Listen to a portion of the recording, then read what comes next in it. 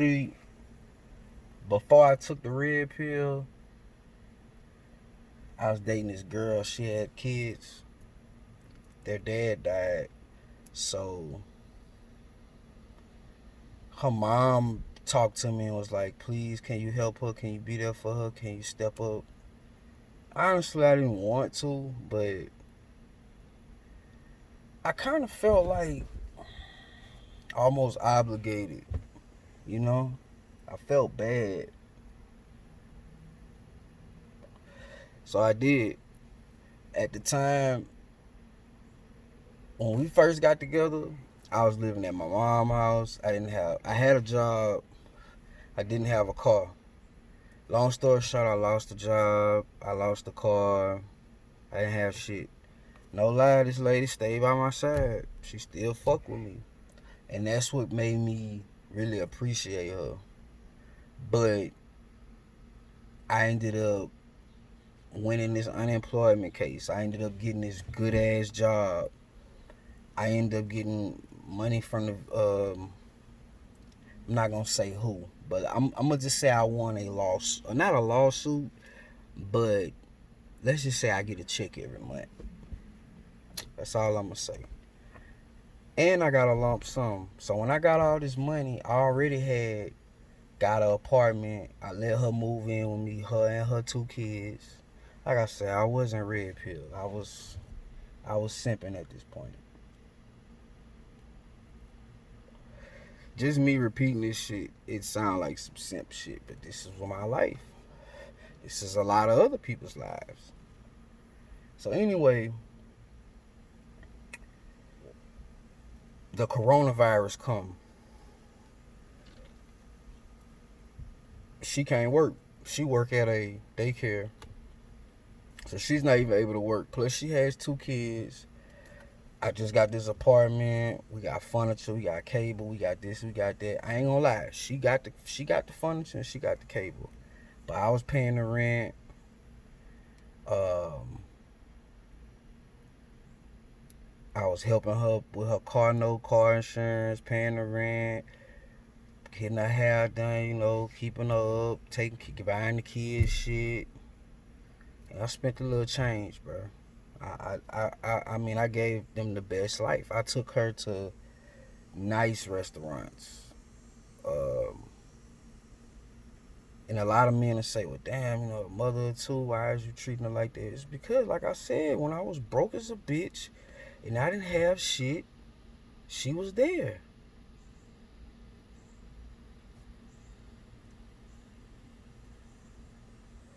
So when I got straight, I was like, I'm going to hook you up.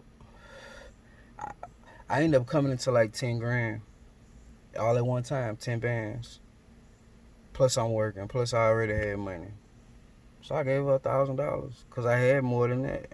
I had a lot of money. I still got a lot of money. But anyway, um, when Corona happened, at the beginning of the coronavirus, um, you couldn't really go nowhere. You couldn't really do shit.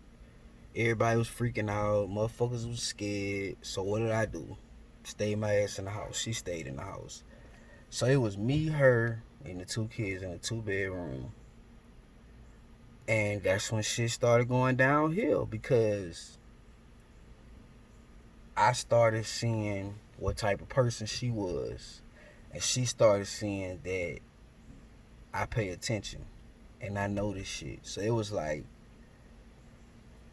she had like some little lying bullshit with her, but she was the type she could never admit of being wrong. She couldn't take accountability, but our relationship, things started getting physical at this point. Um, I don't know why, actually, but we would we would be talking, or she would say some shit that was like really fucked up. It was like she would say like it would be low blows. It would make a nigga almost want to hit a woman, but I ain't, I'm not the type of guy. Um, I'll tell you one story of how our arguments was and what type of person, so I could put all that into context, so I won't have to tell too many of those. Anyway, she had just got this car from New Orleans, so we had to drive out there to get something fixed. It was like a broken seatbelt, some stupid shit. So we drove way out there to New Orleans.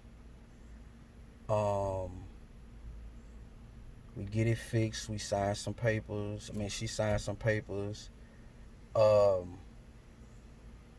We at the dealership, and she keep asking me about a puppy. Like, she been asking about a dog for a while. And I kept telling her, like, you know, I could afford it, honestly, but it was like, I didn't want to spend all the extra money on a dog right now. Plus, I didn't really feel like picking up shit. I don't know about you, but, you know, I like waking up when I wake up. I don't want to wake up to pick up shit. I didn't feel like I wasn't in that realm to have patience for a puppy right now. So anyway, we at the car dealership. We talking. We sitting down. She keep asking about the dog. I keep telling her we'll talk about it later. We'll talk about it later. I don't know. I even told her no one time. She just kept going on. She might have mentioned it 10 times. I got very annoyed, and I just went sat in the car for a second. She get back in the car. Her whole demeanor has changed. She is just like pissed the fuck off. I could just see it on her face, but she not saying nothing. So while I was in New Orleans, I was like, I'm gonna get some New Orleans food, take it back on my way back, take it with me. So I stopped and I got like some crawfish, corn, potatoes, shrimp. It was all kind of shit. So I went in there and bought it. That shit was like $40. I come back and I get in the car. How it was like a Ford Expedition. We in the Expedition. She lay around there. She get mad. She hops in the back for no reason. So I'm finna drive from New Orleans to an hour. I'm about to take an hour drive somewhere, and you want to sit in the back. I wasn't feeling it. You know what I'm saying? I was like, come sit in the front. Let's talk. Like, tell me what's wrong. She wouldn't talk. She wouldn't say nothing.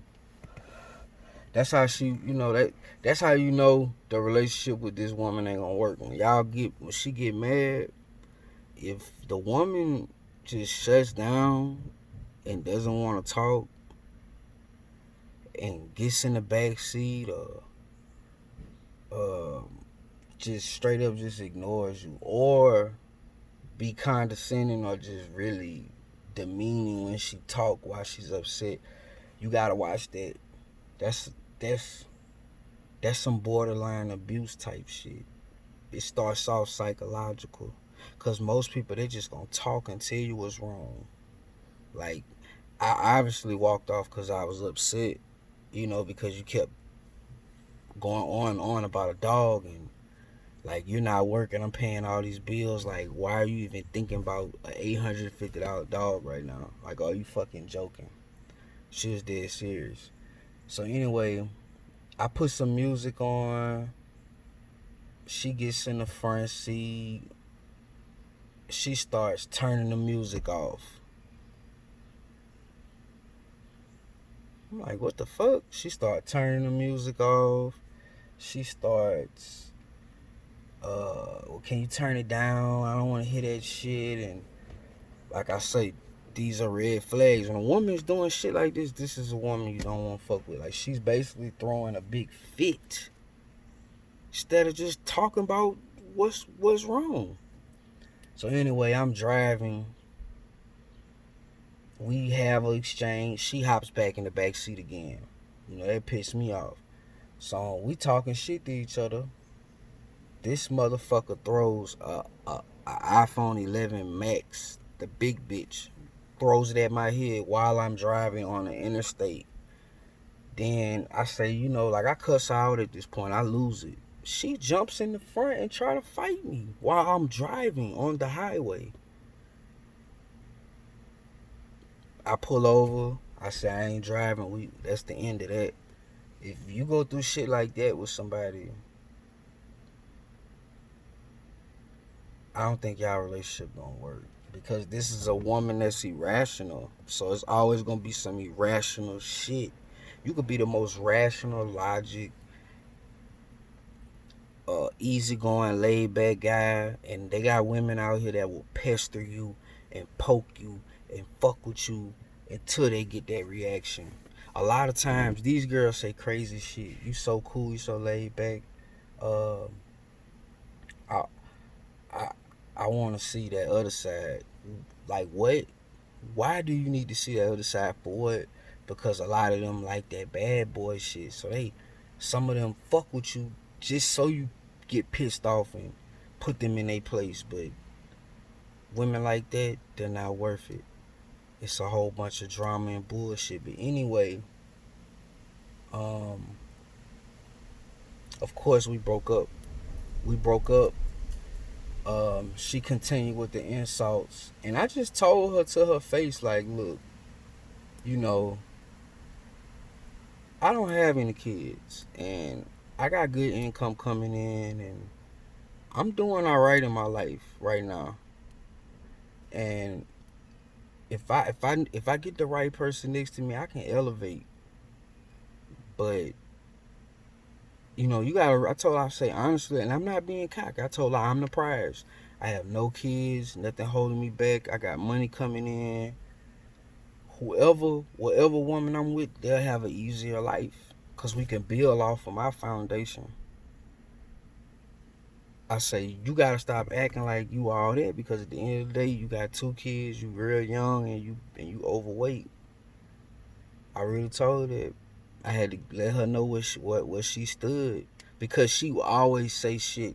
She's been saying shit to me like, niggas all on me, niggas want me. No, let me tell you, a lot of you single mothers out there, I don't have nothing against you, but if you got more than one child and you are overweight, you don't have that sexy tight body, let me tell you something. Niggas is on you because they want to fuck. I'm telling you right now.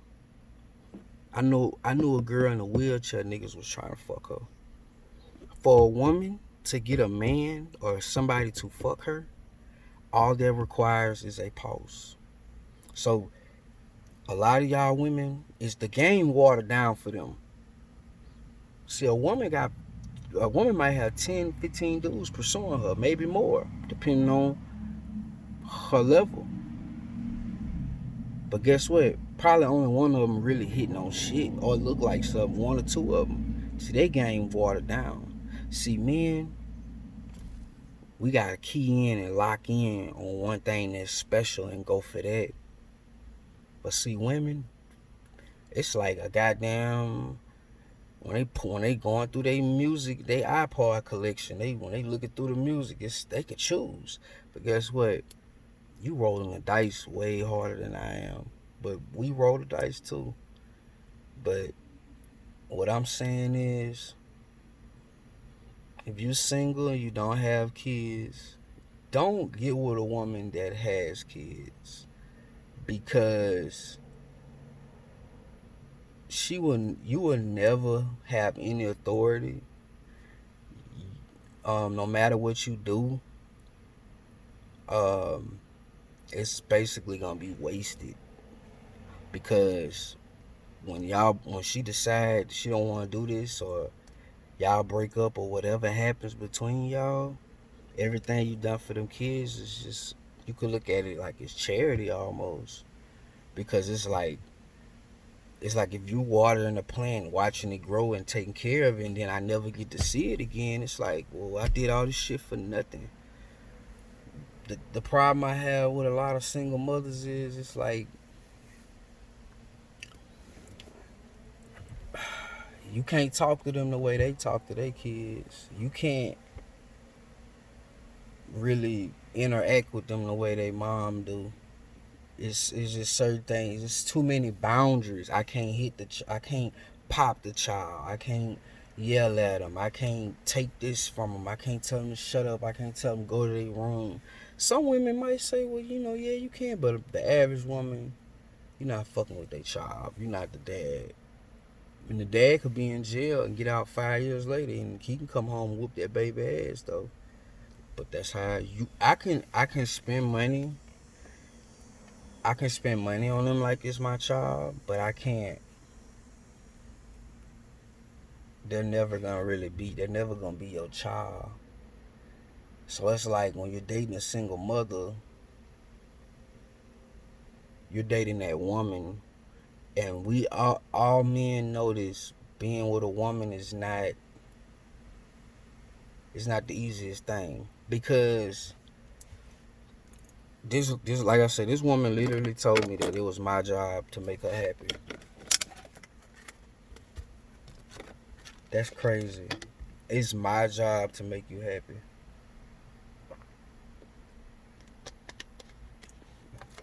It ain't nobody's job to make nobody fucking happy. But anyway, don't make the same mistake I did.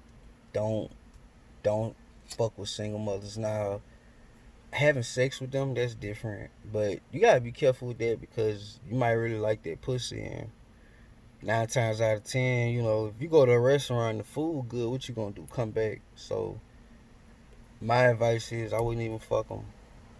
I wouldn't fuck them. I wouldn't try to fall in love with them. I pursue women.